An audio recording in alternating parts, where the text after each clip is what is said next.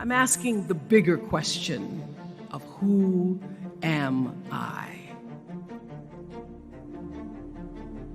Who am I really? My answer is I am God's child.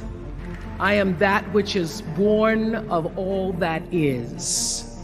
I am, as Pierre de Chardin said, a spiritual being having a human experience, come trailing the breath of the ancestors yet, but trailing the breath of the angels, and understanding that because I am connected to the source of all that is possible for me. And what do I want? I don't want to just be successful in the world. I don't want to just make a mark or have a legacy. The answer to that question for me is I want to fulfill the highest, truest expression of myself as a human being. I want to fulfill the promise that the Creator dreamed when He dreamed the cells that made up me. What do I want? You must have some kind of vision for your life. Even if you don't know the plan, you have to have a direction in which you choose to go. I never was the kind of woman who liked to get in a car and just go for a ride. You want to be in the driver's seat of your own life, because if you're not, life will drive you. Knowing who you really are in this space and time that we embody. That's number one. What do you want? Who are you? Number two, you must find a way to serve.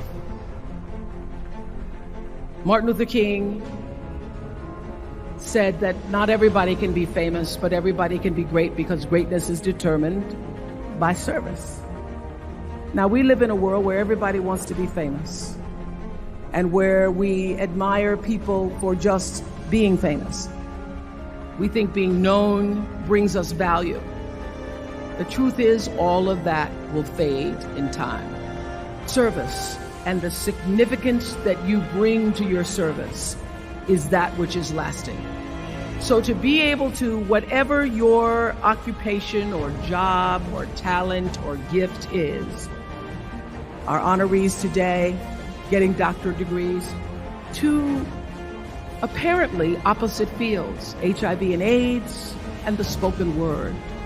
But what they have in common is service, using the spoken word in service to community in the world, using your knowledge and information about HIV and AIDS and medicine in service to the world. And if you look at all the most successful people in the world, whether they know it or not, they have that paradigm of service. Service through medicine, service through art. Using whatever it is you produce, your product, as a way of giving back to the world.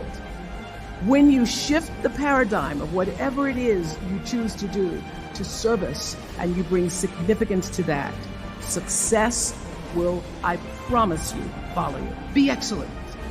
Let excellence be your brand. Everybody talks about building a brand.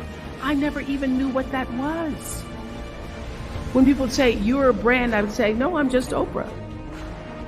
What I recognize now is that my choice to, in every way, in every example, in every experience, to do the right thing and the excellent thing is what has created the brand.